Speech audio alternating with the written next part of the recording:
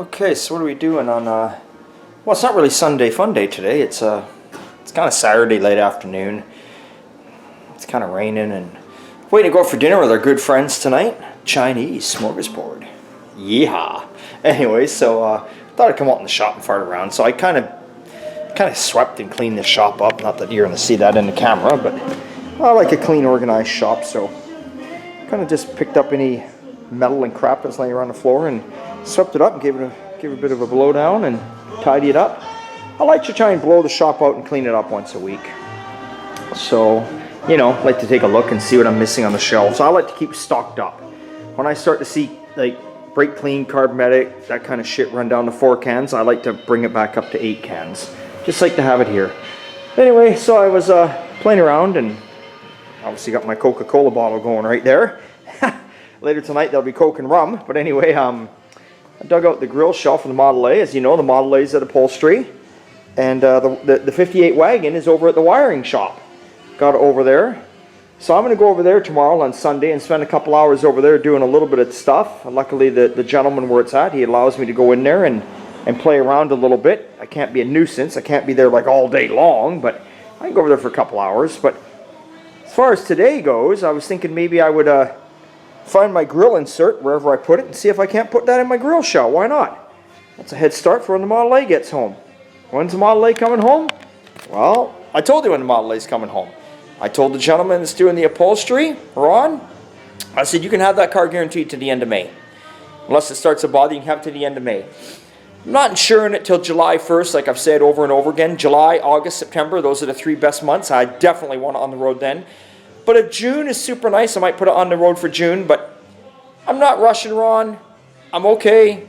If he gets her done, he gets her done. Either way, she is going to come home in June for sure. It has to come home because I still got to put grill shell, doors, deck lid. Got to run her in.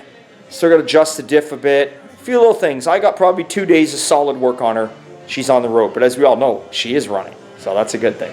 So, may as well put this grill shell together. So, I'm going to set the camera down because I have no idea where I put the insert, but I have a funny feeling it's under my bed.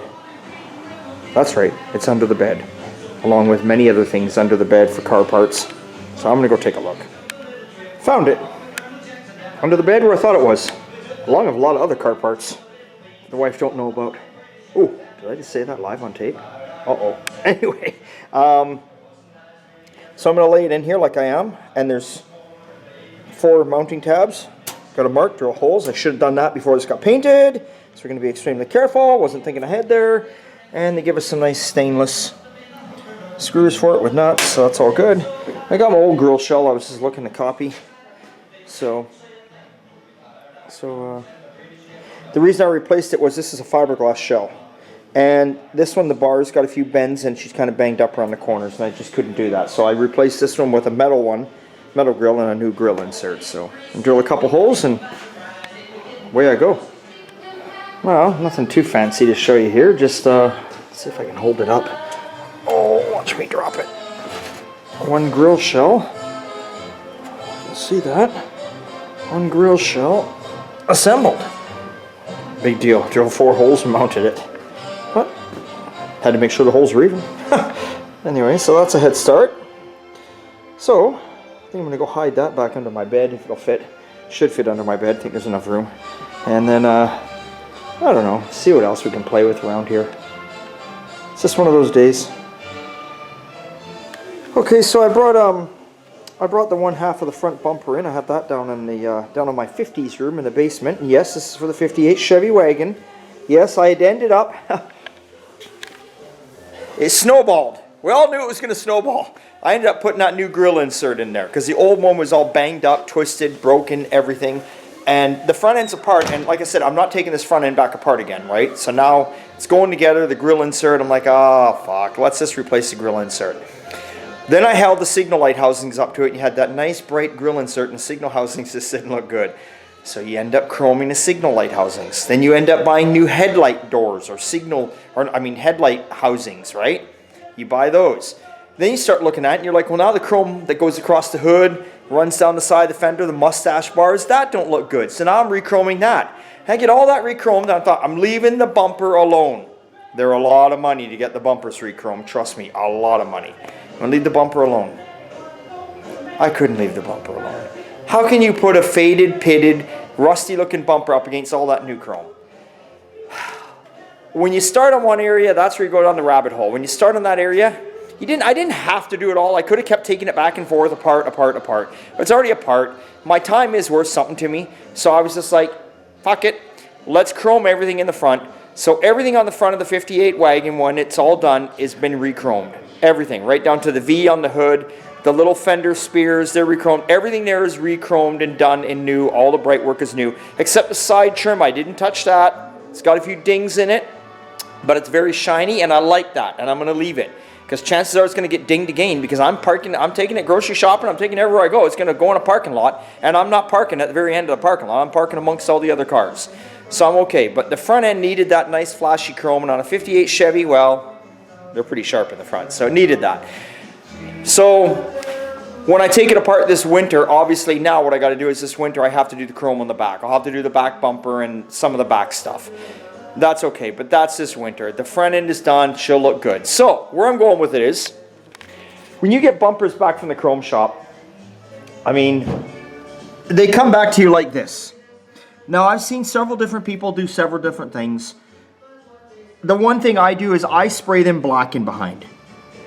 The problem is that if you don't spray them black, when you've got, especially if you've got shiny paint, which I don't have, but if you do have shiny paint and you put this bumper on a freshly painted car, this reflects into the paint job. And look at it, it just looks like shit. So I always mask off the whole bumper and I spray it black. Now some people will spray it silver because they want that reflection to look like it's chrome in behind too. Some people go to the money, and this is no lie, I had a gentleman here do it and it was like, oh my God, the price must have tripled. He had me make sure the bumpers were plated just as good in the inside as they were on the outside. It was on a 36 Ford actually. Each their own. I'm going to mask all this off the outside now. I'm going to spray it black. I'm happy if it's black. Doesn't reflect in anything. When you see it in the back, when you see it in the background of the paint on the car, you just see black. It, you know, especially on the driver. I don't want to do it silver because if the dirt sprays up in there, like look at here's for instance here. I don't know what this black stuff is, but look, that's what it would look like if I did it silver and dirt sprayed up in there, and you'd see that in the reflection of the paint. Not that I have shiny paint. But anyway, I'm just saying, bottom line is, I spray all bumpers black in behind. So I'm going to spray the bumper all black in behind today, Saturday, let it dry overnight, then tomorrow I can put the front bumper together. Just trying to find a little shit to do around the shop today. Alright, well that's 2 pieces sprayed, masked and sprayed. There's one end piece for the bumper. And there's centerpiece. Nice. And then I wanted to make sure I had bought a new so here's the original. You can see, look how beat up that is. It's beat to snot. You know, it's all ripped through there. It's just garbage. I had ordered a brand new filler panel. You can still buy them, and they're reasonable. I think it was, I don't know. I mean, it's all powder coated, nice silver, both sides. I think that was like $100, right? I can't fix that for $100. So there you go. So I got to go grab the other end piece. If you're wondering what I mean by the bumper in 3-piece over, you can see the back bumper. See, they separate there. There's that, and there's that. So I got one more end piece to go grab, and that's it. Then I think probably I'm going to call it a day for today. It's getting late in the afternoon now, and get the other one sprayed. It can dry overnight, and then tomorrow I'll head over to the car and we'll do a little more filming. Okay, well it's actually Sunday fun day today, because we started this yesterday on Saturday. You remember, I was a little bored. So I got the bumpers all unmasked. You can see I got the black spray up underneath there. So it's all done. I'm going to put this bumper together.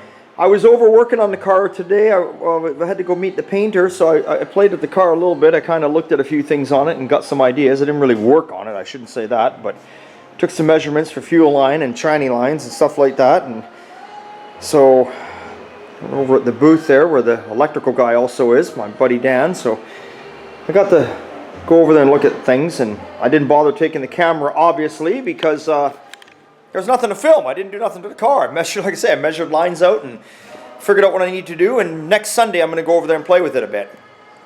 There's a few things I can do. So right now I'm going to bolt this bumper together, and I don't know what I'm going to do after that. God, I'm not going in the house, that's for sure. No way.